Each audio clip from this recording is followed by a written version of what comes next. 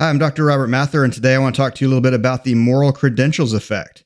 And so the moral credentials effect, it's kind of buried in the social psych literature. If you look up Monin and Miller, 2001, Journal of Personality and Social Psychology, you'll find their studies. They did a set of 3 studies.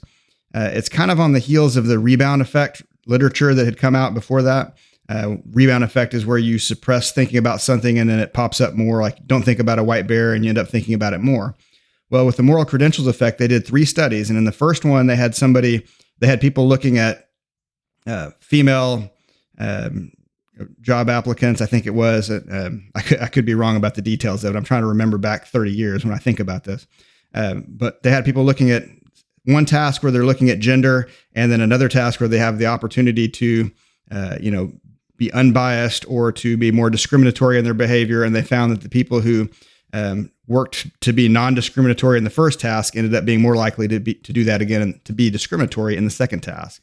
And so what that demonstrated supported the rebound effect, but then they looked at it a few other ways. And so in their second study, they looked at African Americans, or somebody was making a decision on job applicants, and then they have another opportunity to make a decision on somebody who, I think it was hiring a female African American in a fairly racist police unit, and who they want to pick, and they would end up not picking her because they thought it wasn't a good fit because of the racist climate.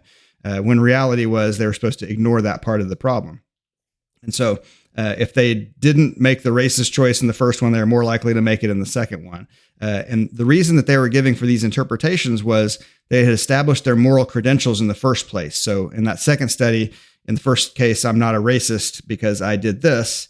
And then I end up making a decision that's a little bit more racist in the second task that I get because I've already established my moral credentials. And so similar to, I've got a black friend, I've got a Hispanic friend, so I'm not racist, and then turning around and saying and doing racist things. And so that's the moral credentials effect. In their third study, same kind of thing where they found that moral credentials effect. But what was interesting was they found that if they had an experimenter who witnessed the first task and then it was a different experimenter the second task that witnessed it, it didn't make any difference. And so people will fall victim to this moral credentials effect, even if the audience is different. So in that third study, in the second task that they did, it wasn't the same people that saw them make the biased choice in the first one. They established their moral credentials to one in front of one audience, and they turned around and did the opposite thing in front of the second audience. The audience didn't see them do that. So it appears to be kind of an ingrained, innate thing where I did this, I saw myself do this, I established moral credentials, and then I feel licensed to maybe do something other than that when I have the next opportunity to do that. So anyway, I talked about that on my podcast, My Patriot Brain, today a little bit in my Patriot Brain Line segment where I answered a listener question and I brought up the moral credentials. And so I promised that I would create a YouTube video to go along with that. So thank you very much for listening. Subscribe. I'll talk about social psychology on here on this channel more often. And thank you for watching.